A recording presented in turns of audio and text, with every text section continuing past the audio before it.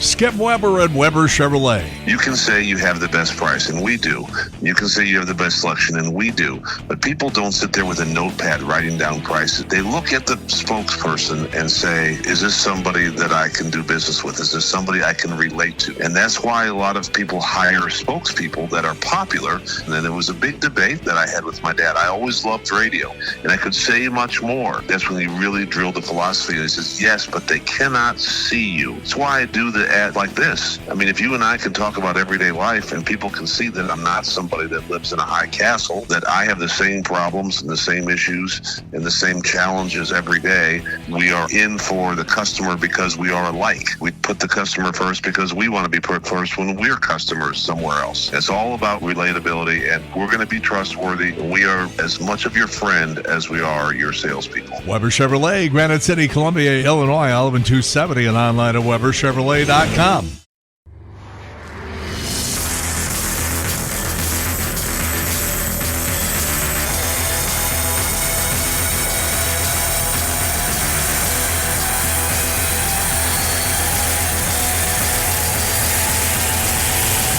The J.C. Corcoran Podcast.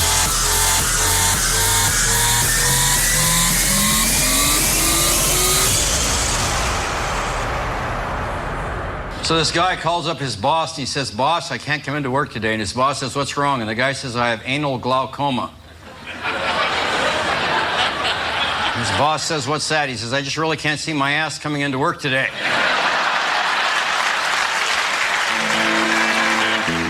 It's a beautiful day in this neighborhood, a beautiful day for a neighbor.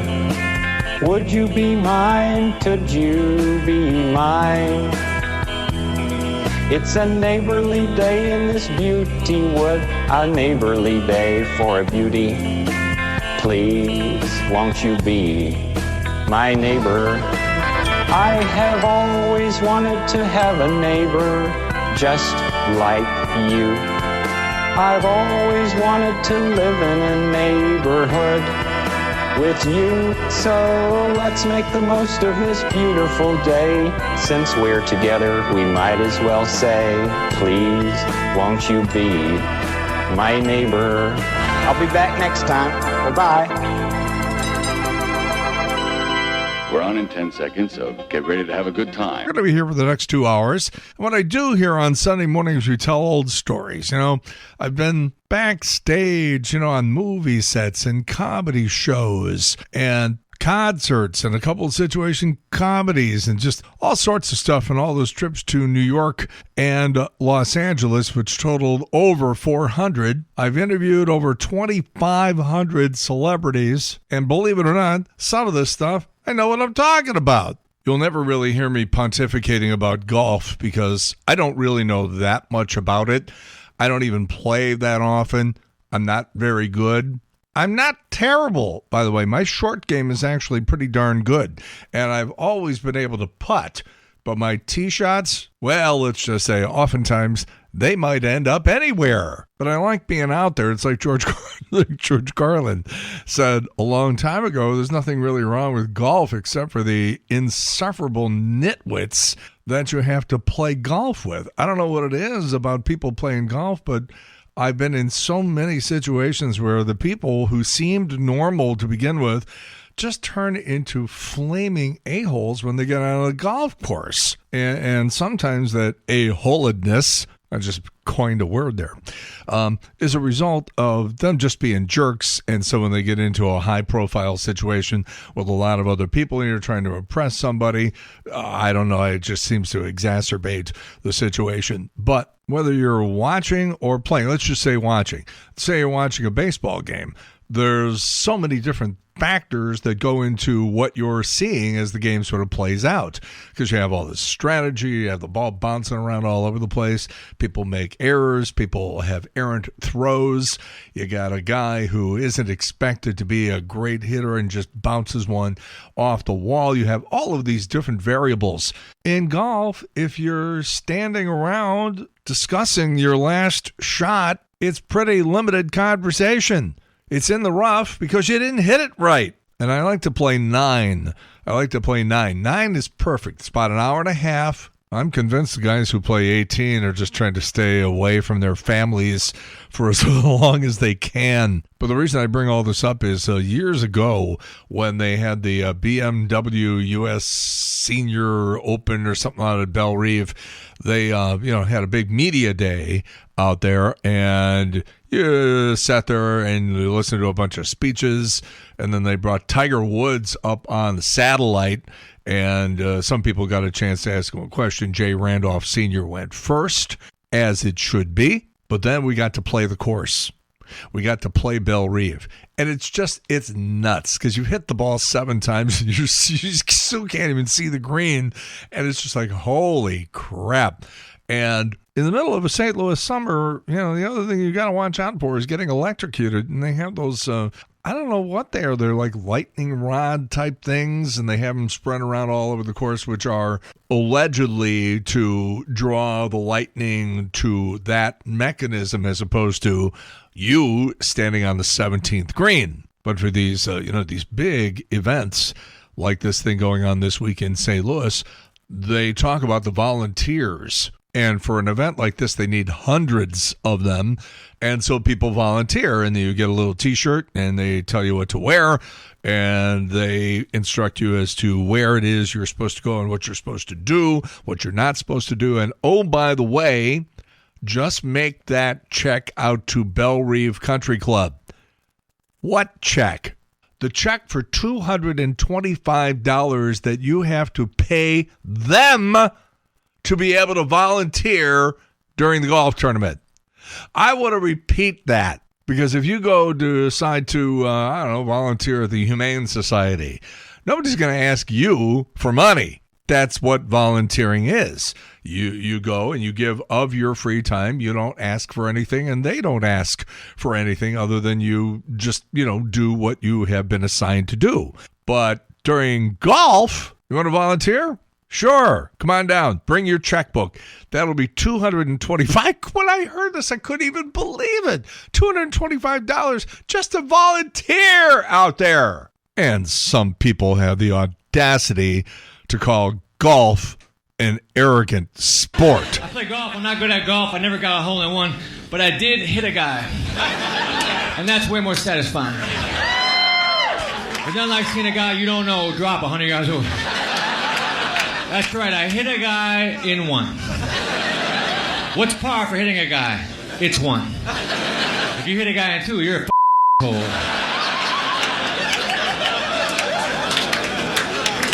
You're supposed to yell 4, but I was too busy mumbling. There ain't no way that's going to hit him. I don't know if you've experienced this too, but the last 2 weeks or so, there's been all this Mitch Hedberg stuff that's been popping up on social media, particularly Facebook. Mitch Hedberg was a great Cajun guy from Louisiana, and he had a very odd delivery, but his jokes were really funny. His jokes were sort of in the Stephen Wright territory. They were really, really extremely well-written jokes, and his delivery made it even funnier, but he got messed up with drugs, and I think he checked out at like 44 or something, which is a real shame because this guy was funny. And like I said, a lot of his stuff is popping up on social media. All right, what do you say we get the show started as we do every week here on the Sunday Showgram, 101.9, 94.1, and the NewsTalkSTL app. It is something called The Weekend Pickup. That's right, a collection of semi-psychotic stories you'd probably be better off without hearing. But what fun would that be? Let's go to press. I take a lot of screenshots with my phone because I'll see something and go, oh, I need to talk about that on the show. And so I take a screenshot, and then I always forget that the screenshots are there. So today, this week, we're going to fix this. So you heard me tell this story about 2 months ago when I was driving back from Chicago to St. Louis, and then I was going to fly back to Florida. But I was on the road for, like 5 hours listening to Chicago Sports Talk Radio on the day that this story surfaced about, well, the way you heard the story was, well, it's official. The Chicago Bears are moving to Indiana. I even called the news director at Channel 4 when I got back and said, you are reporting an incorrect story. I've just been listening to Sports Talk Radio out of Chicago for the last 5 hours, and no decision has been made. Nothing has been signed. There's no, this is an erroneous story. The only thing that happened is the Bears issued a statement saying, we're getting tired of this Arlington Heights thing. Arlington Heights is a suburb of Chicago where there's been a lot of talk about possibly building a new stadium for the Bears. There's also been a lot of talk about building one, right on the lakefront again. And there's a group in Hammond, Indiana, which frankly is only about 25 miles south of Chicago's Loop. It's really weird the way Indiana sort of just blends in with northeastern Illinois. But anyhow, the Hammond group seems to be working a little bit harder, and so the Bears said, okay, we're going to deal with them because we haven't heard anything from Arlington Heights, so we're going to proceed with Hammond. That's all they said. Arlington Heights and the Chicago lakefront are still very, very much alive in terms of the negotiations. And again, I can't stress this enough. No decision has been made. That story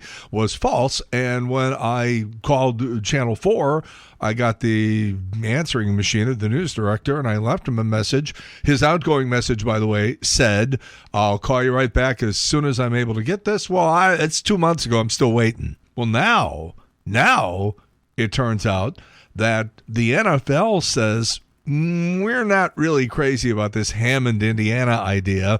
It's the Chicago Bears, and they should be playing at least the absolute minimum. If it's not in Chicago, Arlington Heights is still Illinois. But the idea of going into Indiana, we don't necessarily like that. First of all, Indiana has the team. You're also really sort of getting into that area around Detroit, and we don't like that either. We want to expand, but we're not going to expand to Hammond, Indiana. Oh, and by the way, put your money on Mexico City and Toronto for NFL expansion, because Goodell the other day said, I can guarantee you that the NFL will be expanding internationally. It's only a matter of time. It's going to happen. It's going to be Mexico City, and it's going to be Toronto. Put your money on those two. But anyhow, back to this Bears thing. So now the NFL is saying, yeah, we may not approve this. So before you sign anything with the people in Hammond, Indiana, you better check with us, because we're not liking what we're hearing. Anyhow, watch this space. I got my eye on this Foo Fighters story. AC/DC is playing in St. Louis. When is this? September 8th. And a band called Pretty Reckless has been opening for AC/DC in all their shows. But for whatever reason, and I've been digging on this, trying to find out what the reason is, and I haven't been able to come up with anything other than something that's sort of weirdly circumstantial, which I'll get to here in just a minute. So anyhow, the Pretty Reckless. All right, let's back up. When Jim Carrey made his Grinch movie, which, by the way, I didn't like, because you have, especially at the time, you have one of the most internationally recognized actors in Jim Carrey. So what do? You put so much makeup and feathers or whatever all that stuff was all over him, so you couldn't even really necessarily tell it was him. That didn't make any sense. It's like that movie where they had Julia Roberts playing Tinkerbell. Julia Roberts is tall and thin and sort of statuesque. So what do? You shrink her down to nothing? That doesn't even make any sense. So anyhow, they make the Grinch movie, and my oldest daughter, who went to school in U City at a Catholic school, trust me, it was not my decision, all right? So my daughter has a classmate by the name of Taylor Momsen. Taylor Momsen was the little girl who played Cindy Lou Who in Jim Carrey's Grinch movie. I should call it Ron Howard's Grinch movie. But anyhow, Taylor was over to the house after school numerous times. She'd play in the basement with my daughter, and they were just little kids at the time. And I knew the parents. Her mother, by the way, was absolutely beautiful. And her father, by the way, had like a J.D. Vance thing going on. He had these eyes that were like sort of like you're too good looking to be a guy. Yeah, but the mother was gorgeous. Oh my gosh. So, like I said, Taylor used to come over and play at our house after school, and I would see her and the family and everything like that at school picnics and everything. And shortly after that, they moved to Washington, D.C. I'm not sure why that was, but they did move to Washington, D.C., and I lost track of Taylor Momsen. Well, the next thing I see is this stuff all over the internet of Taylor, who is now like 17, 18 years old, and she has gone full bore punk rock. Her hair looked like a rat's nest. There were many pictures with her shirt completely off, and just like a little crisscross electrical tape over her nipples. And she's up there singing and performing, and I had no appreciation for that kind of music, so I didn't really pay that much attention to it. I sort of felt like a dirty old man watching her perform like this, like with her shirt off. So then a couple of more years went by, and I completely lost track of Taylor Momsen until a couple of years ago when I hear about this band called The Pretty Reckless.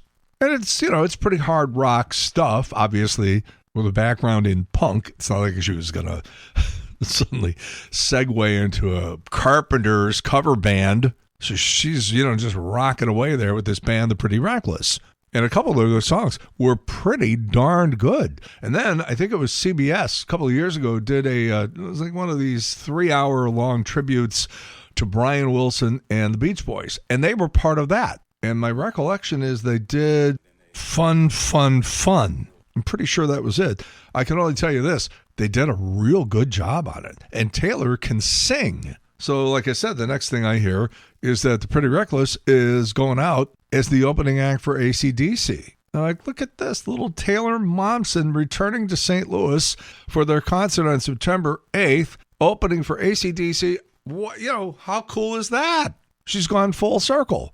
Well, then just as fast, the other day, they're like, yeah, The Pretty Reckless is not going to be able to open that show in St. Louis, so we're bringing in the Foo Fighters, which I don't know anybody who's going to express disappointment in that development. Freaking Foo Fighters? You kidding me? So it seems like the peak of irony that, Taylor Momsen would come back through St. Louis as the opening act for AC/DC, but not perform in St. Louis, her hometown. So I don't know what's going on, but I'm digging around trying to find out what the story is.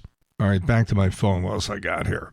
Oh, this one is really weird. And I didn't know this was even in existence. I didn't know this was going on. Apparently, in some cities, at some grocery stores, they have set up a thing where they keep track of your personal buying habits. And based on what it is that you buy, that's put into a computer, like an AI type thing, and they come up with a profile of who you are, who you might be based on your shopping tendencies. And if you buy, for example, a lot of high cuts of meat, which, by the way, right now is pretty much anything made of beef. You buy a lot of champagne or expensive wine in the liquor department of the grocery store. If you buy a lot of, upscale type stuff, all that stuff goes into the old AI machine and it comes back with a personal profile. And if you're like one of these high rollers, they charge you more for the stuff you buy at the grocery store. Like I said, I didn't even know this was the thing. How can that be legal? Well, it turns out it probably isn't. The Federal Trade Commission, the FTC, is warning companies that use customers' personal information to set different prices based on what they believe is a shopper's propensity to pay, that they could be breaking the law. MLB Network has announced the upcoming premiere of something called When America Took the Field. It debuts September 10th on MLB. The movie details the return to baseball following the events of September 11th. You got to believe that Jack Buck will be featured prominently in that. Our friend Brian McKenna, and I've been very, very pleased to have been asked to MC both Brian McKenna days so far. It looks like it's going to be an annual thing. We've done 2 now. I have no doubt we'll have another one next year. But before Brian was in the accident that killed him when he was crossing the street down on Hampton 2 years ago, he battled melanoma twice. See, and I, too, am a fair-skinned Irishman. We go out in the sun and just get a little red on the skin to offset the blue. So, like I said, Brian had suffered from melanoma twice, beat it twice. And I mention this because major health development. The stock price on this company went up something like 150% in one day. Moderna was one of the companies that was involved in the COVID-19 vaccines. So they come up with what they think is a melanoma vaccine. And what's interesting about it is the vaccine is individualized for each patient, courtesy of AI. Apparently, they have to enter just ungodly amounts of information in the computer about everything related to your DNA, your biological makeup, all that sort of stuff. And it would be almost impossible to take all of the hundreds of thousands of potential combinations that they would have to come up with to inject you with the vaccine. But AI does it in like 5 seconds, and then they have the proper combination. They squirt this into you, and all of a sudden, no more melanoma. The doctors and the scientists involved in all this absolutely insist that this is the real thing, and it could be just an absolute game changer. By the way, speaking of COVID-19, don't look now, but all of a sudden doctors and health officials are reporting that it is growing again, and Florida is one of the states where the levels are the highest. Even our buddy comedian Greg Warren, who spends most of his time in California and on the road, just was diagnosed with it on Friday morning. How'd you like to be Jeff Bezos and his surgically reconstructed wife, Lauren Sanchez? You're one of the 3 or 4 richest people in the world. You move to Miami, or you get a house in Miami, because they know Bezos has like 20 houses spread all over the world, really. But they buy a house in Miami, and the country club down there apparently does not want to let them in. God. For those of you who think pickleball is a sissy sport, up in Canada they're playing pickleball, but they're doing it on ice and on skates. And you ought to see it. There's a lot of shaking up in the concert ticket industry. Some legislators have finally figured out that, hey, you know what? It looks a little corrupt, doesn't it? Maybe we should do something finally. But while that's going on, the concert companies are saying, you know what we want to do? Next time you buy tickets, we want a picture of you. It's for, identity verification and everything like that. But yeah, we're going to need a picture. And we're probably going to ask you a couple of questions too. And a lot of people are saying, over my dead body. Concert companies say, oh, we'll only hold on to it for 60 days. That's long enough for somebody to get a hold of it and do something that you don't want done with your private information. Yeah, real private. I don't do any politics on this show. That's for the other guys to do. But every once in a while, something does come up here on Sunday that is sort of unavoidable, and I just feel like I'm not doing my job if I don't mention it at all, and I'll just read what it says here. There's no official or reliable national database tracking the total number of Americans killed by undocumented immigrants.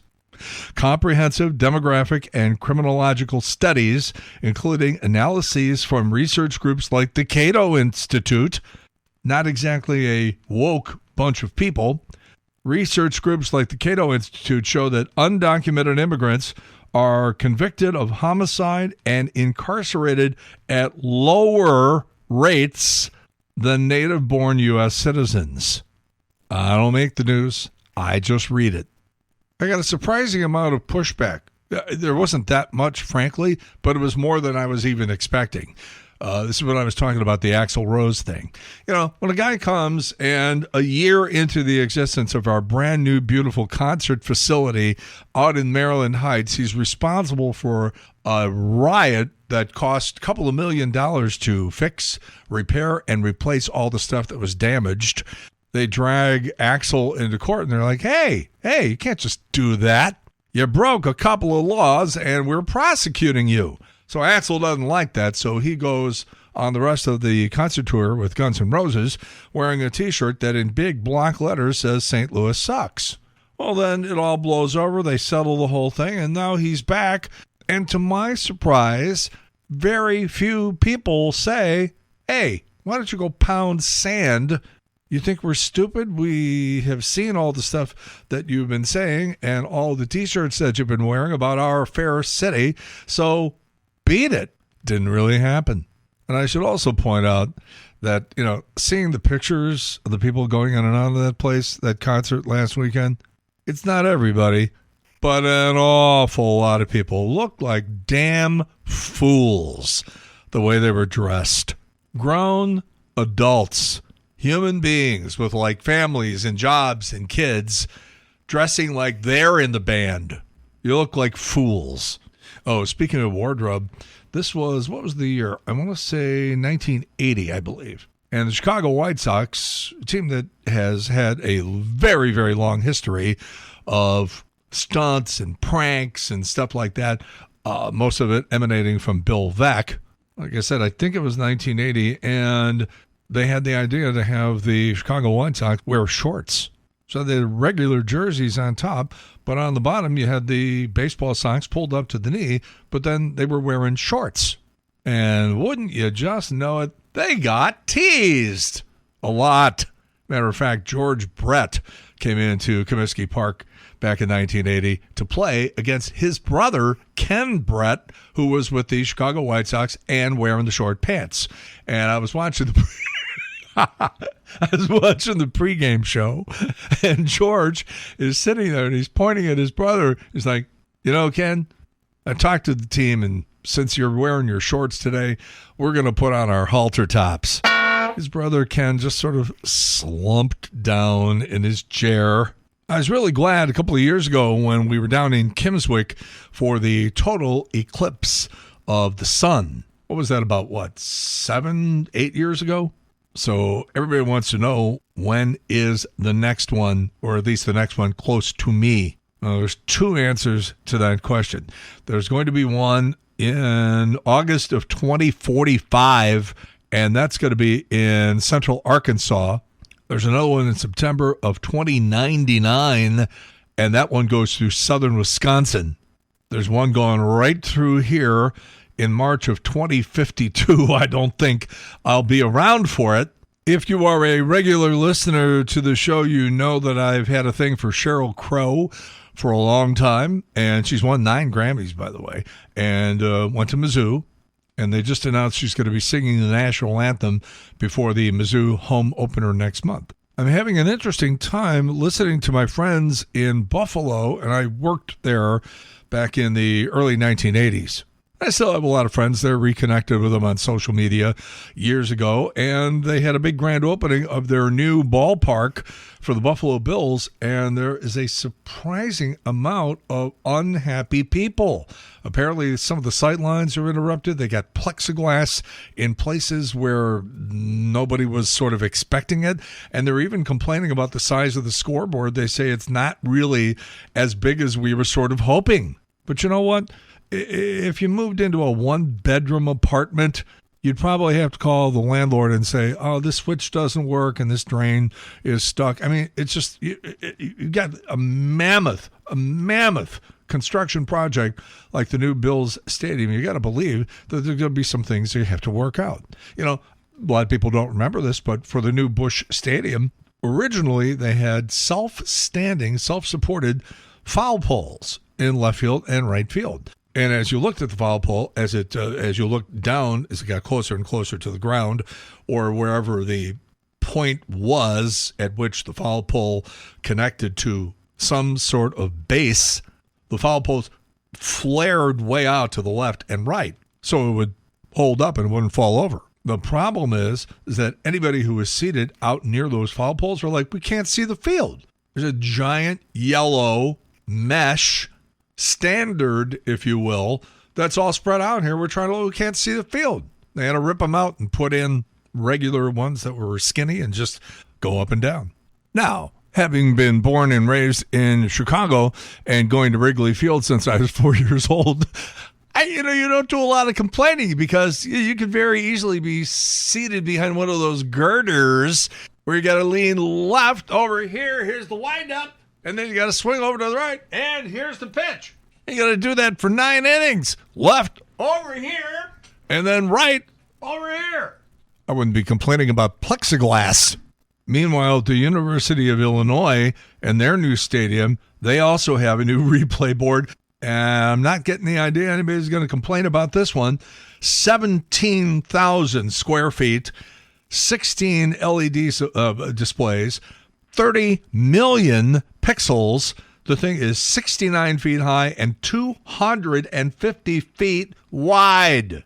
250 feet is like from home plate to where a center fielder would be playing at medium depth. I think you'll be able to see everything.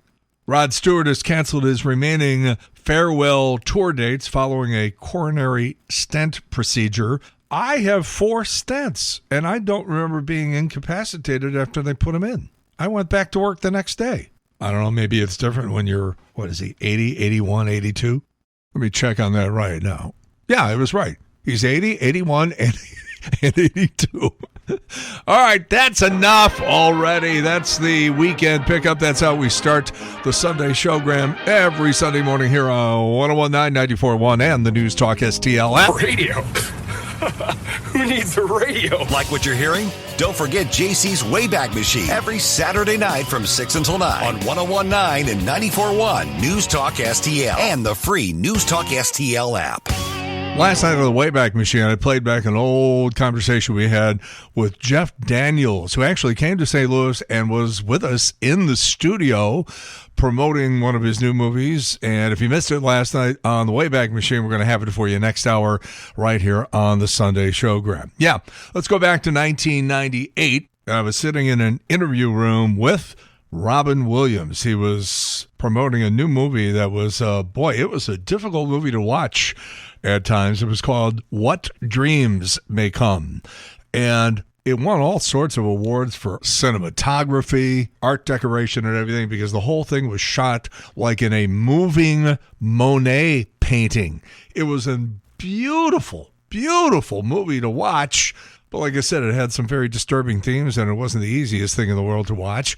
But it was another one of those movies where they decided to use the serious side of Robin Williams. You know, people forget this. People forget. But Hollywood had absolutely no idea what to do with Robin Williams when it came to movies. They had seen Mork and Mindy, and they saw some of the other stuff, his comedy specials and everything. It's like, well, let's get him in a damn movie. And so they started putting him in movies, and I think the first one he did, if I'm not mistaken, was Popeye, and it was awful. And then around, I don't know, maybe 85, 86, somewhere in there was some movie he did where he was trying to relive a play from high school football where he dropped a ball, and so they tried to reconstruct the thing, give him a chance to catch it this time, and is that a bad movie? That really stunk. My memory is failing me now, but probably for good reason, because the movie was so terrible. I think it was called The Best of Times. Does that sound right? In fact, it was not until Barry Levinson came along. This was the guy who did Diner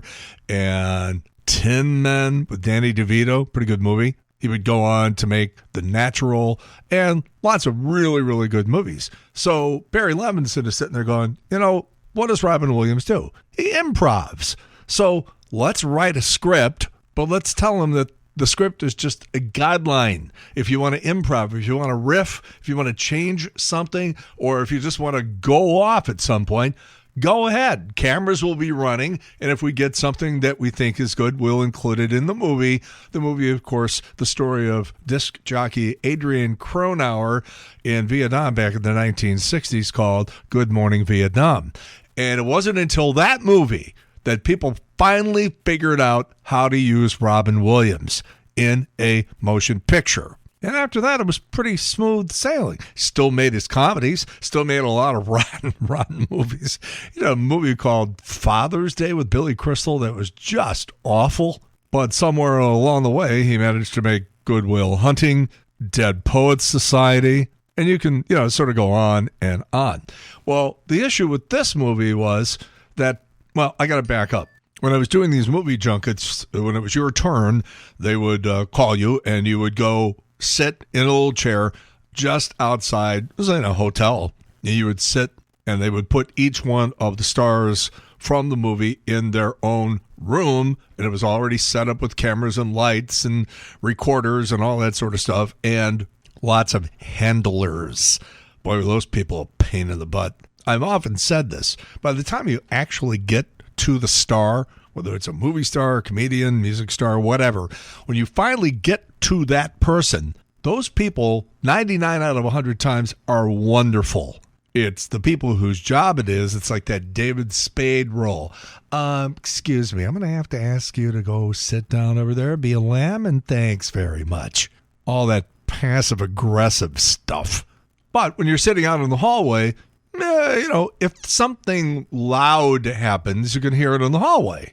And when, from having interviewed him, I don't know, maybe 4, 5, 6 times, I could tell that you go into Robin Williams and you sit with him, and however you act, that's how he acts. So if you go in and you sit down and you try to do a really serious interview, that's what you get. You get a really serious interview. Robin Williams sort of using that set of muscles to talk to you and answer your questions. If you sit down and you go like, whee! Well, then he just goes nuts and he starts bouncing off the walls. And oftentimes, I would come out of the interview room at the end of my interview, and there'd be a small group of people standing out there going, what the hell just went on in there? Like, Robin and I were having fun. Here we are with Robin Williams. Well, when my field rep back in St. Louis told me about this movie over the phone, I didn't quite understand it. And I thought she said the movie was called Wet Dreams May Come, starring Robin Williams. Yeah, and then they're shaving Robin's privates. So what is it, I'm Golden Blonde? I'm Golden Blonde, yes. Yeah, Primal Rear. We had a lot. Well, Romancing the Bone. I am the plumber. I am here to fix your pipes. And come on, just act! I wonder if they have, like, porno movie acting coaches. Sweetheart, I love that moment. I know there's not a lot of blood flow in the head right now. Let's just try and remember our lines. See what I mean? I have to tell you, back in the middle 1980s, when Robin Williams was still going out doing comedy shows in comedy clubs and, concert halls and stuff like that, but he was doing a lot of traveling, a lot of stuff on the road. He had a little side action going with a gal by the name of Stephanie. Now, I got to meet Stephanie because I was dating a girl from Granite City, and these two were friends. And I remember one night we went over to Stephanie's apartment. It was someplace, I just remember it was very close to Westport. And we went in there, and she had Polaroids of Robin Williams in, shall we say, a series of compromising positions. And she had these Polaroids all over her wall.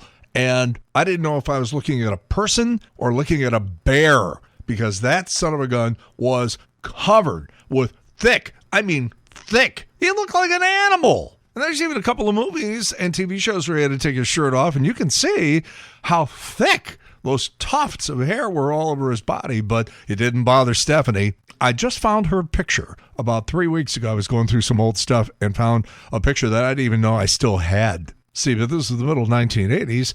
Unless you walked around with a camera, and who did that? I have no record of this. It's amazing I have what I have. But, had that happened now, I would have been snapping pictures like crazy of these Robin Williams photos, these Polaroids. Polaroids were fun. You're in your 20s or something like that. And I'm speaking to the guys here. You've got a girl who is sort of a live wire, and all of a sudden you pull out the Polaroid camera and you start clicking away. And that's how we had to do it. Not like it is now where you can take, any sort of video or still of anything, and it's yours. Back in those days, you had that middleman. You had to take it to, 1 hour photo or Photomat or CPI, which was across the street from the radio station on Watson Road there in Crosswood Plaza. The CPI, those people were fun. I dated a girl who worked there too, and they had a binder because they were not allowed to develop pictures that involved nudity. Well, let me immediately rephrase that. They were not able to print them and then give them to you. They printed them all right. Well, they had to print them to find out that they included nudity, of course. But instead of giving you the picture went in the binder. You should have seen all the pictures of people from somewhere around the St. Louis area, somewhere around Crestwood, who I saw naked. And based on the information that I recall, I think they all did that. There was sort of like a little benefit you had if you worked at CPI. You would print the nudies and then put them in a binder and hold on to them and show them to your friends, I guess. The statute of limitations has run out, and now JC's free to spill his guts. Not a pretty picture. It's JC's Sunday Showgram on News Talk STL.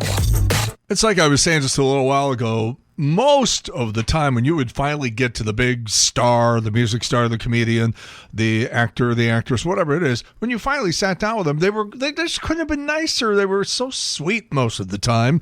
There were some that were really, really nice. I've often talked about Uma Thurman, who couldn't have been sweeter. Tom Hanks, always great. Steven Spielberg, always great. Kim Basinger, always great. So back in 1990, there was a movie that came out, and I still remember because they held the junket in Memphis. The movie was Memphis Belle. There are a lot of people in this movie. David Strathairn, you had John Lithgow, Harry Connick Jr., Sean Astin, D.B. Sweeney, Billy Zane from, Titanic. And because they had so many people, instead of just doing a one-on-one interview, they bundled the guys together. So when I walked into the interview room, it was both Matthew Modine and Eric Stoltz together, which is unusual, and also it's a little daunting. I remember once I was doing an interview with Tim Robbins and John Cusack, and they just decided that I was a chump. I don't know why, but they did. And they started really giving me a hard time. And I just sort of took it because you have to deal with the people who set the interview up. And, you don't want that person to just cross your name out. So sometimes you just got to do it. But they were jerks. It's too bad because I think they're both very, very good actors.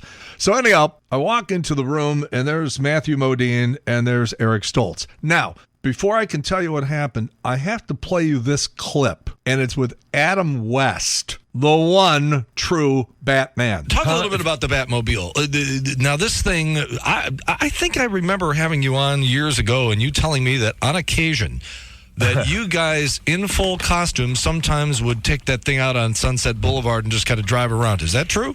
Well, it was the only way I could get a date. Adam. Yeah, I cruised Van Nuys Boulevard Saturday night. By the way, did you ever see the list? Google it sometime. They give you a list of every Hollywood starlet Adam West nailed back in the 1960s and 70s. It reads like a who's who of Hollywood. Quality action. I mean, it's one thing to just be running around getting laid. It's another thing to be getting laid by, well, I'll let you look it up. But anyhow, I played you that clip, and it'll become apparent as I tell this story, and it's a shame I don't actually have the audio from this. But so I come walking into the interview room from Memphis Belle. There's Matthew Modine. There's Eric Stoltz. And we're just talking about the movie, and it's a war movie, and there's a lot of aviation scenes. And as I would often do, I would refer to one of their early works. So it's like, yeah, we're here talking about Memphis Belle, but you know what? I want to talk to you about the movie you did with Cher. Yeah, 1985. The movie was called Mask. And Cher played the mom, and Eric Stoltz played Rocky Dennis. And if you remember, it was a true life story about this kid with a horribly deformed head. I can't even imagine how long he had to sit in the makeup chair every day to get ready for his scenes. Like I said, you could barely tell it was even him. And so with that whole story of Adam West in the back of my head, I'm thinking, let me ask him a question about, hey, when you were in full makeup, did you ever go out on the street or anything like that to just sort of gauge people's reaction? I think it's a pretty good question. And again, it's with that Adam West story in the back of my head. Well, Eric Stoltz loses it. His face just goes absolutely cold. Matthew Modine, he had that look on his face like Mike Myers did the time that Kanye West said George Bush doesn't like black people. And Mike Myers is like, oh boy, here we go. Well, that's what Matthew Modine looked like as Eric Stoltz is just undressing me. That was a true story. That was a real person. What's wrong with you? And I'm just sitting there thinking to myself, it was a question and it wasn't mean. You turned it into something mean. But I just sort of sat there, and again, you got to sort of take it. And that's how the interview ended. And I just grabbed my stuff. I didn't say another word. I just got up and I walked out. Hard to believe Eric Stoltz got fired after 2 weeks of shooting Back to the Future. You know that story. So now it's about 4 or 5 months later, and I'm on another trip, and one of the people in the movie is Matthew Modine. Now, you got to remember, these Hollywood stars, they're sitting there, and every 8 minutes, there's another person, another reporter from another city coming in there. It's just like bang-a-da, bang-a-da, bang-a-da. They start at 8 o'clock in the morning, and they go till 4 or 5 o'clock in the afternoon, and that's for 3 days. After 3 days, it's like Jeff Daniels. You'll hear him say at the end of the whole thing, he says, I didn't even remember my own name. So these people are strapped into the chair with the microphone on, and it's just one reporter after another. And at the end of a 3-day weekend, they have probably talked to maybe 150, maybe 180 reporters and interviewers. But I go walking into the interview room with Matthew Modine. I walk in, I sit down, hi, Matthew. And he gives me this little sly look and he says, hey, have you run into Eric at all? I'm like, I can't believe you remembered that. And so in my mind, Matthew Modine has always been one of my favorite people in Hollywood. Here we are with Billy Bob Thornton. Okay, it was 2 years ago. I came out to California to interview you for the movie Sling Blade, and I walk into the room and you're wearing a Cardinal baseball hat. I didn't know you from Adam. You didn't know me from Adam. We started talking about the Cardinals. Probably every interview you did, including Siskel and Ebert, network shows, everything, you wore that Cardinal baseball hat. Let's explain to people in St. Louis how this got started. Well, I've been a Cardinals fan since I was old enough to know what baseball was. That's my team, always has been. And Bob Gibson's been my hero since I was 2 feet tall. And tell everybody, you just came from the locker room where you got a chance to meet him. What'd you guys talk about? I didn't know what to talk about. It was kind of like when I did my play-by-play in Toronto. The Cardinals were playing in Toronto, and I was working there, and Jack Buck had me come in. It was real nice. I got to meet Mike Shannon. They had me do play-by-play, and my play-by-play just consisted of, I said strike one. That was it, and then I froze up and couldn't do anything else. I was kind of the same way with Mr. Gibson in there. I told him he was my hero, and had a few pictures made with him, told him I learned to pitch out of his pitching book, and he said, well, my pitching book didn't show you how to pitch. It kind of told you how, but it didn't show you. And I said, well, I used to pitch through a tire when I was a kid, and I would practice from your book. And he said, the good thing about tires, they can't swing. So this, I guess, goes all the way back to the days of living in rural Arkansas, and the Cardinal broadcast just kind of booming in at night. Absolutely. I mean, that was anybody in Arkansas is a Cardinal fan. I mean, that's just the way it is because we didn't have a pro team there, and the Travelers are there, the farm club for Cardinals, and it was just something we kept up with. How are you doing in following the exploits of Mr. McGuire this year? Well, I like Mark a lot. He's such a nice guy, and I would never want to say anything about it. I don't think I've ever said a word to him about this whole thing. I just don't like to jinx stuff, Don't talk shop, don't jinx it. I've never talked to him about it. And now you will see the ball game here today, get back on the bus and head back for more shooting in Arkansas. And tomorrow morning you'll get off the bus and wonder whether any of this really happened. Exactly. I'm still kind of in a daze, and I'm even back here behind the scenes at Busch Stadium is amazing to me. Hold up the ball. You got a ball in your hand right now. So this is going to be the one you're going to throw out the first pitch? The one I'm going to throw out the first pitch. We're going to see like a split finger or something?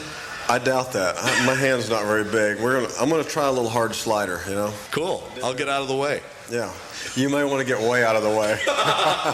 Billy Bob Thornton, a pleasure to run into you again. Have a great day here at Busch Stadium, and best of luck to you. Thanks. Back in 2002, I got invited to a movie screening of a Jeff Daniels movie, and to everyone's surprise, at the theater, Jeff Daniels shows up. He wrote and directed a movie called Super Suckers, which, as far as I'm concerned, is one of the most awful things I have ever seen in my life. And again, this is Jeff Daniels who wrote and directed the movie. So we're sort of expecting something, I don't know, Oscar-worthy. I mean, if you go back and look at the reviews of this movie, Super Sucker, which won, by the way, the Audience Award for Best Feature at HBO's U.S. Comedy Arts Festival in Aspen, the Toledo newspaper said, I haven't a clue what this movie is about. In Ohio, the newspaper said, a solid mix of lowball and under-the-breath humor, Super Sucker is a balanced and worthwhile film. The Chicago Reader, the alternative paper, said Super Sucker is a terrible movie, but that doesn't prevent it from being interesting and even admirable as a grassroots phenomenon. I think you're getting the idea. People had no idea what this movie was about. Well, in Super Sucker, Jeff Daniels plays a salesman going door to door selling vacuum cleaners, which are not exactly flying off the shelves until the women find out that the vibrating sensation that comes from this particular vacuum cleaner has, shall we say, an alternative purpose. I'm just laughing, thinking about the whole thing. So the next morning, there he is, live and in the flesh. Jeff Daniels, our JC Celebrity A-List Interview of the Week. Big shot actor Jeff Daniels. Yeah. Look at this. There he is. I was telling Jeff for 16 years, I made, over the course of 16 years, probably like 175 trips to L.A., about 150 to New York, a couple to some other places, doing that whole movie junket thing. And it's finally nice to see somebody come here to see me. Does your audience know how maddening that little process is? Yeah. I mean, it's just like cattle to slaughter. It's really horrible. Yeah. If you can get anything out of anybody, if you can get one little morsel, one little soundbite that you can come back and sort of make your own, it's been a good trip. They stick you in a room, the actor, they stick you in a room with lights, and then there's one of you guys, somebody different every 4 minutes, and it is every 4 minutes. And by the end of the day, I don't know my name. You know? So, good thing they keep telling you from time to time. But I'm glad to be in here. Yeah. So we saw the movie last night. It's called Super Sucker, and I could say a lot of things, but I guess I'll just start with, you're not right. Just not right, Jeff. Thank you. Thank you very much. Well, let me go back to not the very beginning, but sort of the beginning. Here's a guy who is in terms of endearment, for God's sakes. Purple Rose of Cairo, a Woody Allen movie. I mean, there are actors and actresses that just salivate at the very thought of hearing that Woody Allen might possibly be interested in their services. And you do those movies, and then along comes a choice for you to take Dumb and Dumber. Just tell me what the thought process was. Tell me what your agent said. Tell me what your friends said, your fellow actors. People must have thought you were out of your mind. Absolutely. I remember, first of all, Dumb and Dumber, I wanted to shake the career up. You know, I was on the Oscar trail, of trying to get nominated as if that's a goal. And I just said, you know what, this is ridiculous, and let's do something completely different. And so we shopped around and tried to get something, and went out to LA for one of those 5-day trips and auditioned in a lot of films, but one of them was Dumb and Dumber, and that's the one that they said, we want you. So I had 3 agents on the phone the night before I was going to fly out and start wardrobe for Dumb and Dumber. 2 of them were saying, you cannot do this movie.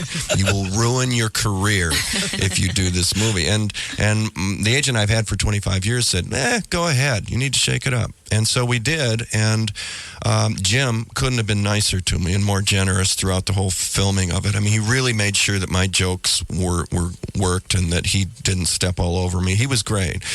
I remember doing Saturday Night Live 6 months later, and Alec Baldwin came up, and he said, damn you. I'm going, why, Alec? What's wrong? Nice to meet you, too. And he said, I'm screaming at my agent. I wish I had done something like that. I was in the shower this morning thinking about this. We start a Beatles feature every morning at 9:20 called Fab 4 with one of those Chris Farley interview things with Paul McCartney. You did one of those. We did the first one. The first one. We did the first. I was doing Saturday Night Live, and that was the first time they ever did that sketch. Was with me, and then later was with McCartney. Where Chris gets really nervous and hits himself in the head for asking stupid questions. And you just sit there. You sit there and just sort of nod and let him go down, let him wrap the rope around his neck and take himself down. It's kind of like being at a junket. Yeah. This is the Chris Farley Show, and tonight my host is Jeff Daniels, one of the greatest actors around, I guess. God, I hate doing this part, man. I never know what to say. Oh, no, you're doing fine, Chris. You're doing good. Really? Yeah. No, I'm not. Anyway, Mr. Daniels has done The Purple Rose of Cairo, Terms of Endearment, Arachnophobia, and Something Wild, which is an awesome flick. Oh, thanks. Thank you. You remember in Something Wild when Melanie Griffith had you handcuffed to the bed? Remember that? Yeah. And you had to make that phone call, remember? And you were chained to the thing and you couldn't get away? Yeah, I remember. Yeah. That was awesome. Okay, so you were also in The Purple Rose of Cairo. Yeah, I was. Yeah. Remember when you were doing your movie and Mia Farrow was watching and then you came down off the screen and talked to her? And you were in black and white when you were on the screen, but then when you talked to her, you were in color? Yeah, what about it? You remember that? Yes. Yeah. That won some awards, didn't it? No, not really. Oh, dang it, what an idiot. I'm sorry. No, you're doing another movie. What's that called? The Butcher's Wife with Demi Moore. Oh, yeah, Demi Moore. She's married to Bruce Willis, right? Yeah. Did you see Die Hard? Yeah, I did.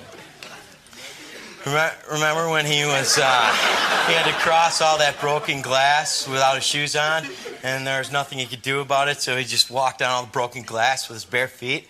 Yes. Did you like that? Yes. Yeah, I did too. That was awesome. Okay, we're going to open up the lines now if you want to talk to Jeff Daniels. Okay, there's someone on the line. Hello? Hello? Hello? Yeah, is Jeff Daniels there? Yeah, it's right here. Go ahead. Yeah, hello. Yeah, Jeff, my name is Dawn, and, do you remember that scene in Arachnophobia when you went into that barn and you found that big spider? Yes. And you figured out why there were all these spiders everywhere? Yes, I was in that scene. I remember. Oh, well, yeah, it was great. Thank you. You sound familiar. Did you call in last week when Arnold Schwarzenegger was on the show? Oh, yeah, that was me. You remember when you asked him if he remembered when he said, "I'll be back" in both Terminators? Yeah? That was great. Yeah, that was great. Yeah. Now you have this new movie, Pleasantville. Jeff, I'd tell you, it was really interesting. Walking out of this movie saying to myself, what was this movie about? Why did they make this movie? There's a lot of messages.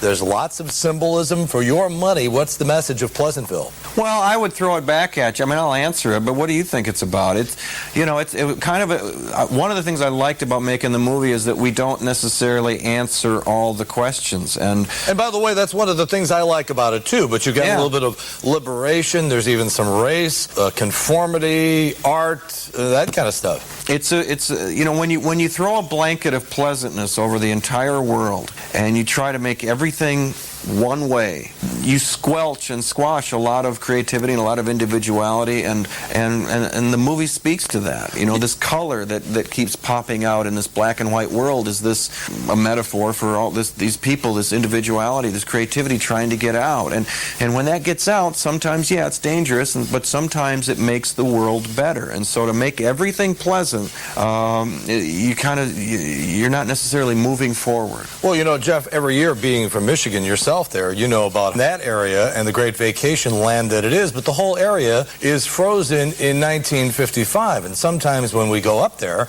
I say to myself, boy, maybe it would have been nice to live your adult life in the mid-1950s. But then as this movie unfolds, being in 1955, it really does remind you of all the repression there was and all the problems it created.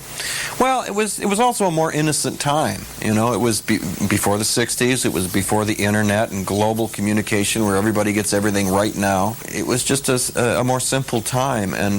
But repressed, buried. And I think the movie speaks to that. I think there's, like my character, Mr. Johnson, he owns an ice cream shop and he doodles a Santa Claus. I mean, he sketches that. And he is exposed to true artists like Picasso and Monet and all this color in his black and white world, and it changes him forever as an artist. He starts painting from within, and he starts painting these things that are just pouring out of him instead of doodling something that someone has asked him to do and do it this certain way. Yeah. I remember when I was a very small kid visiting a television station in Chicago back in the days of black and white TV, and I remember visiting the weather guy and being startled to see that his weather maps were all orange because you couldn't put white on TV because it was in black and white. It came out looking funny. What kind of special problems did that create for you guys shooting the majority of this movie in black and white? There really wasn't anything we had to do to deal with the special effects. It was all done later with computers. There was one thing with Joan Allen. We have a kind of a love scene in the middle of the movie, and Joan has she's all in color now, but she's put this black and white makeup on her. Mm-hmm. And for digital and technical reasons, what she had to have on her face was a lime green mud pack.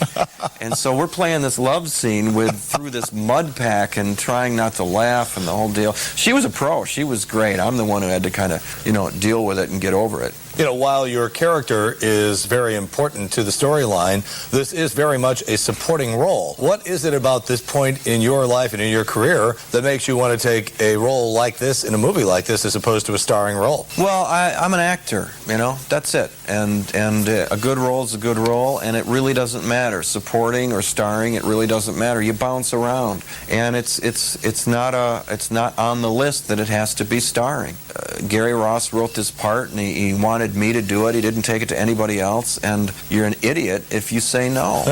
It's just such a good movie. It's so well written. It's so well done that to be in a good movie is more important than to be in a mediocre movie that you're starring in, or a movie that fails and you're starring in, The audience just went wild when Don Knotts appeared on the screen. Wasn't that just like a great moment to see him back in movies again? Yeah, he really is a great guy, and I grew up in the Andy Griffith Show, and Andy and Barney Fife, and just to see Don Knotts on the movie set was just terrific. And there are a couple scenes in Pleasantville where that you can see the old Barney kind of flare up, and he's, hey, bud!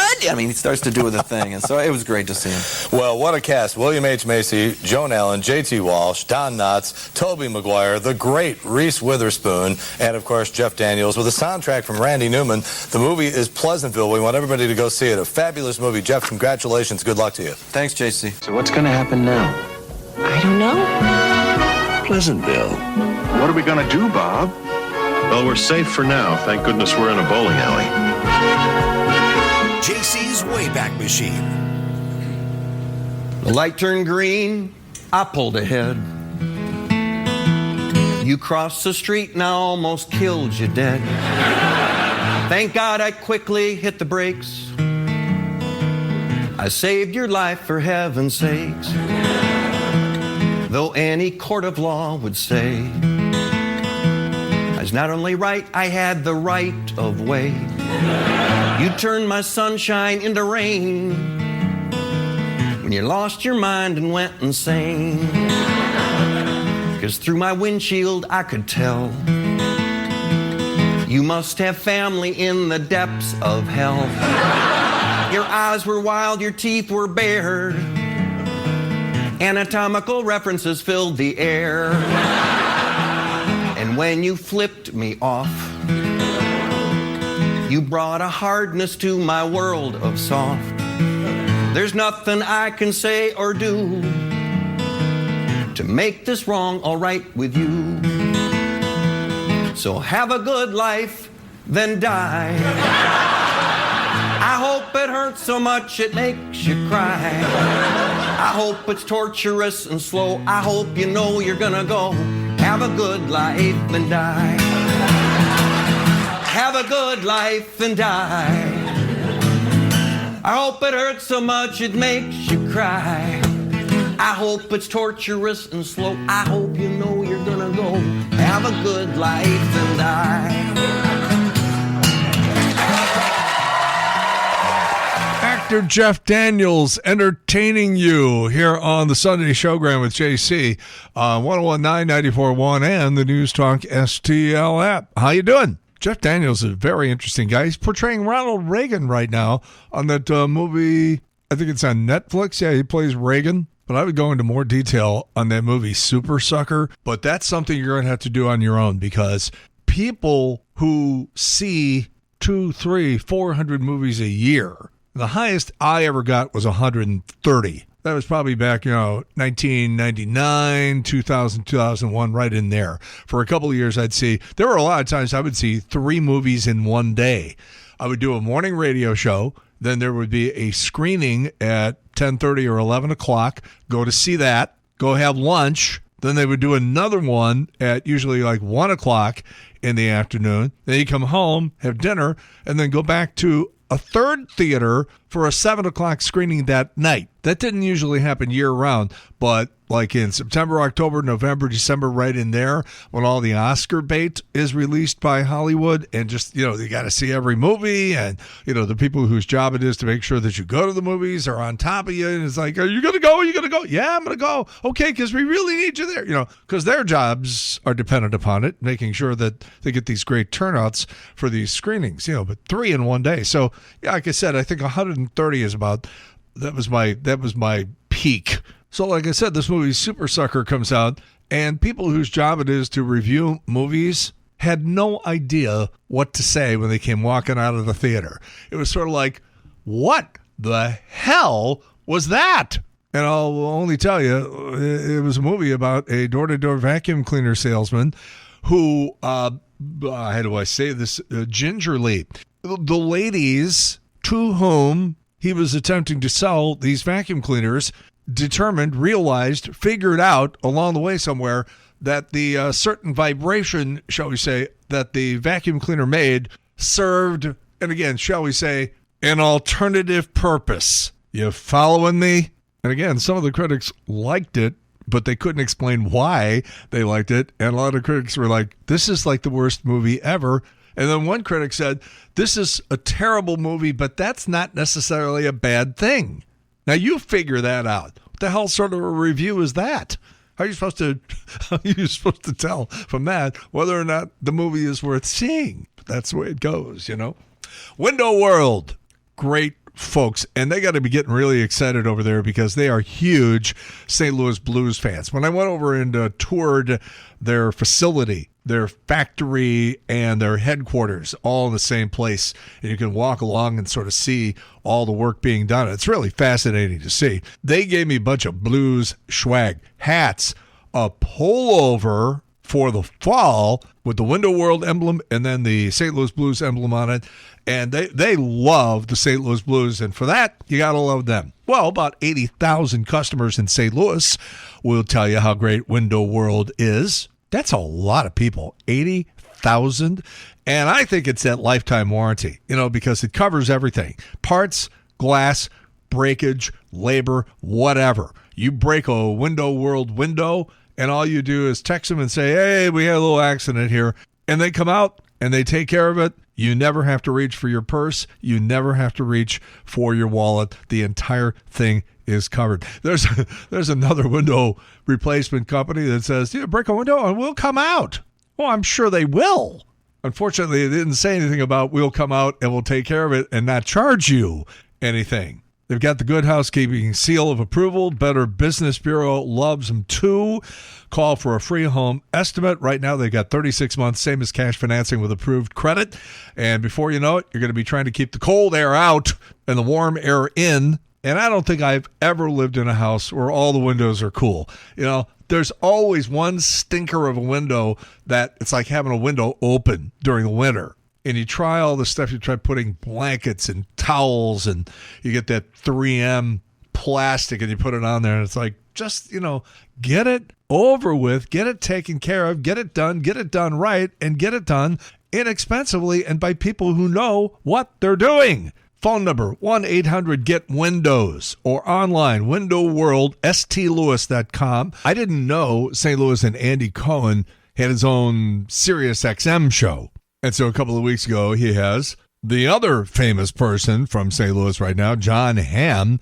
He has him in the Sirius XM studio, part of his show. And John Hamm and Andy Cohen are just sitting there BSing. We were kind of paired with the studio when we came out, which is also a big hit. So we had a little rock block for Apple on Wednesdays. They would drop shows, and everybody wants to talk about it. So it was good stuff. Yeah. KC. KC. Yes, sir. John and I are from St. Louis, Missouri. We have a lot of inside jokes. Yes, we do. JC Corcoran and the Morning Zoo. JC. I'm speaking at the WashU graduation this year. Buddy, I did SLU last year. And again, as you might imagine, my phone started going off like crazy. And they're like, John Hamm and Andy Cohen are just talking about it. I'm like, what are you talking about? Well, I went back and retrieved it, and it's pretty cool, I thought. And you know that I've never met either guy. That's the astonishing thing. So thanks to the boys for the excellent shout out. All right, as I always say, one of the main reasons we're able to do these shows on the weekend, the Wayback Machine, Saturday night from 6 until 9 o'clock, that's music right here on 101.9, 94.1, and the News Talk STL app. Try to check it out because we don't play anything from the radio station corporatized playlists. All the music we play are songs that you know, that you love, but that don't get any radio airplay anymore because when the corporate guys in New York and LA say, here's your 300 songs, play them over and over again. No, really, people want to hear Cold as Ice every other day. No, they do, really. I mean, I worked for these guys. I know how they think. I go running in the other direction. So all the songs you hear on Saturday night, they're great songs. It's great music. It's all stuff that you know, but it's songs and sometimes versions, like it'd be a live version or an alternate take or something I've created myself. You'll just have to check all that out. So that's Saturday night, 6 until 9 right here. And then on Sunday morning, we do the Sunday Showgram. And the guy responsible for us being able to do all of it is Skip Weber from Weber Chevrolet. I know a lot of people who flock to Disney World in Orlando, Florida all the time. I don't hear a lot of people going to Disneyland out in Southern California. Tell me about it. Well, it was our first time going out there. I'm one of those people that have been to Disney World many, many times. I remember it vividly when it was one kingdom, and then I remember a lot of the two kingdoms with Epcot only and Disney World, and I grew up watching that. My family always went. Now my sisters still take their kids all the time and so on and so forth. Well, my grandson is a Cars, the movie Cars, and Cars 2 and Cars 3 fanatic. Absolute fanatic. Loves all the other Pixar stuff too, but Cars is his favorite. And how old is he now? He's 2.5. Oh my God. Very precocious 2.5. And then he's got a 6-month-old little brother. So my daughter and her husband and my wife and I and those two little boys went out to Disneyland because Disneyland has got the traditional park that was a theme park. And back in the day, it was like going to Six Flags. Not the same kind of rides, but it was no hotels around it. It was just a theme park in the middle of Anaheim. And they built a little hotel complex around it with a couple of hotels. And now they've built a second park, and you have a hotel that connects to the original Disneyland and a hotel that connects to the California Adventure, and then a promenade between the two that's got all these Disney-themed restaurants and shops and stuff. And it's just kind of, they're building up a little estate there, just like in Orlando, but it's more landlocked. But in the California Adventure is Cars Land, miniature version of Radiator Springs, and that's what my grandson wanted to see. We spent one day in Disneyland with all those traditional rides, and he loved that, and one day in California Adventure, and those 2 days completely wore me out. Completely. I got home so tired. I mean, we get up there early. The character breakfast we have scheduled is at 7:30 or 8 o'clock. And then we go all the way through the parade at night and get home at 10 o'clock. And we had like a 2-hour nap time in the middle, but I didn't nap. The kids did. But my 2-year-old grandson just... JC, the downside is he won't remember too much of it. We took a lot of pictures and videos, so remember it. The upside is he swallows it hook, line, and sinker. When he met Goofy, he was meeting Goofy. Mm-hmm. When he met Mickey and Minnie, when he met Chip and Dale, he was meeting them. He was hook, line, and sinker in. He could not have been more in awe and more excited and more just, I mean, will you sign my autograph? Goofy, will you sign my autograph book? I mean, it was amazing. And then you slept. Oh my gosh, yes. My wife laughs at me so much. I mean, she recovering from her past year, she actually is even less stamina, but she laughs at me because I will fall asleep on airplanes, and I'm a big guy. Okay, I guess the transatlantic would turn into a bed. Yes, that's fine.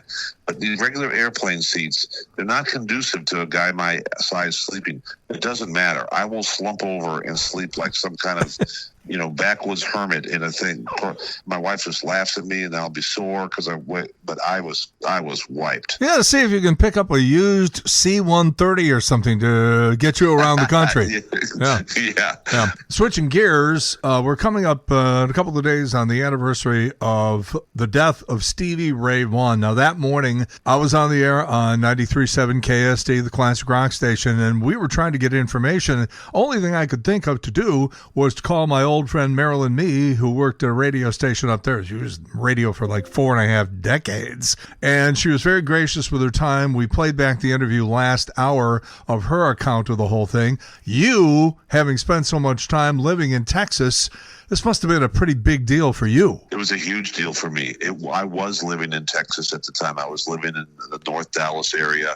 The information starts coming in, okay? And the first thing we heard was that it was a post-show for Eric Clapton. And, of course, it was Eric Clapton and Robert Cray and Stevie Ray Vaughan and a few other people. But all I heard was Eric Clapton. And I go, no, don't tell me Clapton just died. Don't tell me. So the next bit of information comes in and says it was not Eric Clapton on things. I said, thank goodness. I said, oh, please don't be Nathan East, who is his African-American wonderful bass player that's been with him forever. I love him. He's one of my favorite bass players. And I'm thinking, oh, and I didn't want anybody to die. But, I mean, we heard somebody had died, and then we hear who it was. And I just go, oh. I cannot believe. And my emotions were, I didn't know whether to feel guilty about saying, I'm glad it's not Clapton, I'm glad it's not Nathan East, but I don't want it to be him. I didn't want anybody to die, but it was just such a bad day. And of course, Stevie Ray was an icon in Texas. He did all the Don't Mess with Texas commercials down there about littering in Texas. And he was just getting started. And he was so good and such a great musician and a really good guy.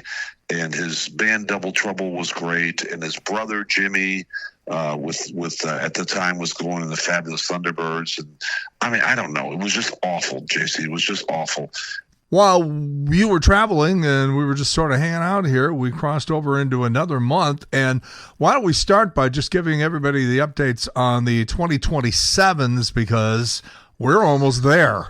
Yeah, we've got 2027s on all my lots. We've got Equinoxes, we've got Expeditions, we've got Bolts, and we're going to have more and more coming in. The 26s are done.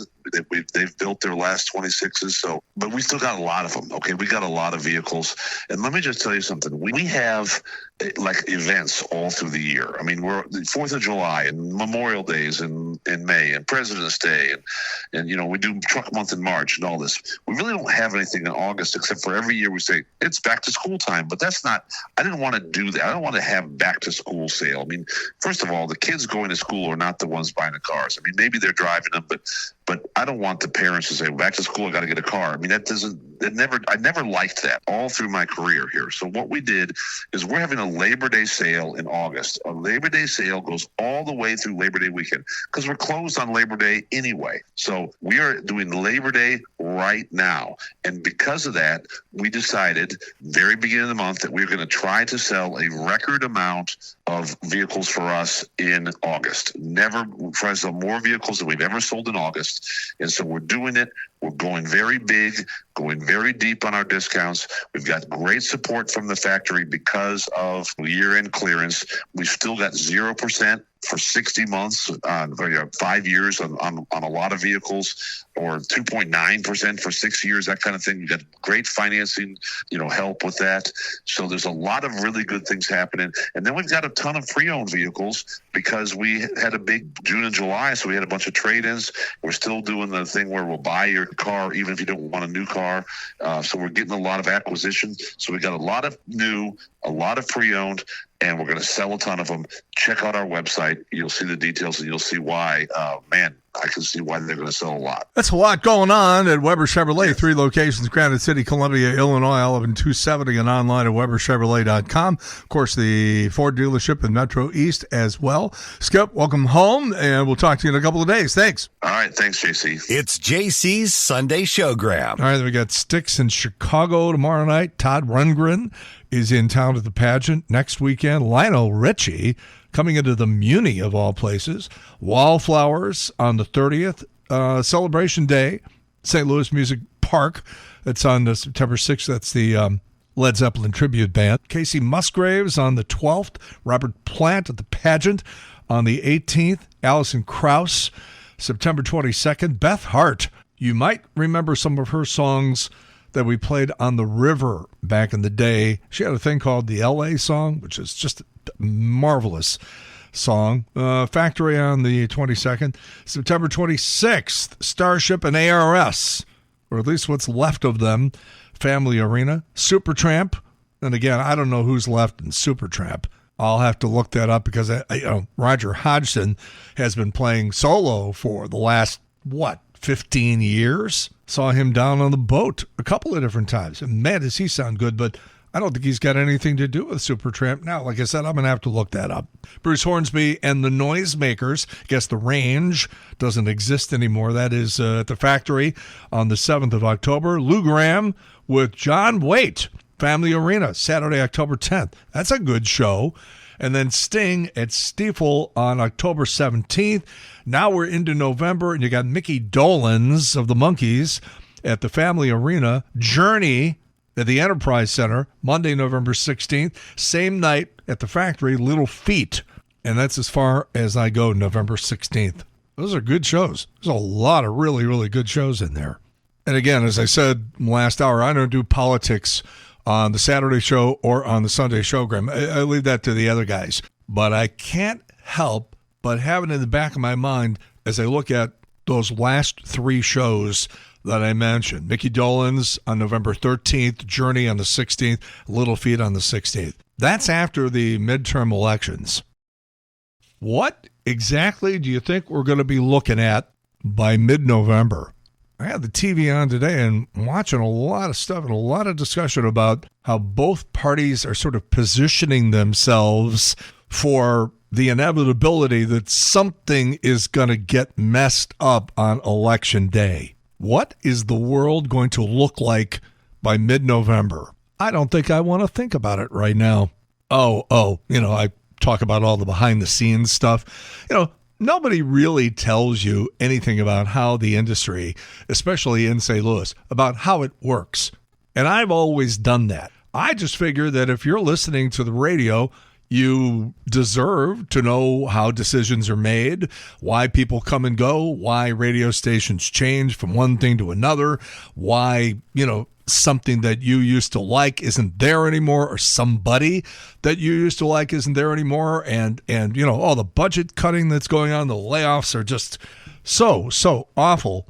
But here's a story, because the anniversary is tomorrow from back in 2009. Yeah, August 24th, 2009. It was right about the time that 101 on your FM dial was about ready to turn over its control to the ESPN franchise. It had operated at 101.1 for a long time as The River. I worked there for a couple of years. My pal Trish Gazelle was over there. Yo Vic, who's on this radio station now, he was over there. Ken Williams, I think he was doing the all-night show on The River. But anyhow, so it's 2009. And I already put in about, 5 or 6 years at K-Hits, working with the U-Man and Lori Mack and Carl the Intern, and then Jen Sparks before that. So I get a phone call from the guy who is about ready to launch 101 ESPN, and he says, I would like to meet you for lunch. Please bring a copy of your contract with you. I was a little bit stunned by that, but you never say no to a situation like that, because you might have your mind already made up that either, oh man, I would leap at that opportunity, or no, I would not be interested in that gig. You don't know, because you don't know what they're going to say. So I did what he told me to do. I grabbed a copy of my contract and I brought it along, and we had lunch over at First Watch, just off Olive and almost directly across the street from the radio station. And to make a very, very long story short, they offered me a gig at the new 101 ESPN. He looked at my contract, and I still remember, he looked at the dollar amount that I was making, that K-Hits was paying me, and he said, I thought it would be worse, which now I'm looking at it going, should I be making more? This guy thinks I should be making more. Hey, wait a minute. But anyhow, I listened to the pitch. I went home. I thought about it. Talked to my wife about it, talked to a couple of close friends about it, and I just decided, after a week or so of thinking about it, I really like what I'm doing. I really like who I'm working with. People in St. Louis were so appreciative of the fact that the U-Man and I were back together, and Lori Mack was so good on the show, and Carl was great, and during her time there, Jen was good too. I sort of like where I am. I like what I'm doing. I've got, 5, 6, 7 years invested into this place already. I think I'm going to stay where I am. However, these stories have a way of getting out.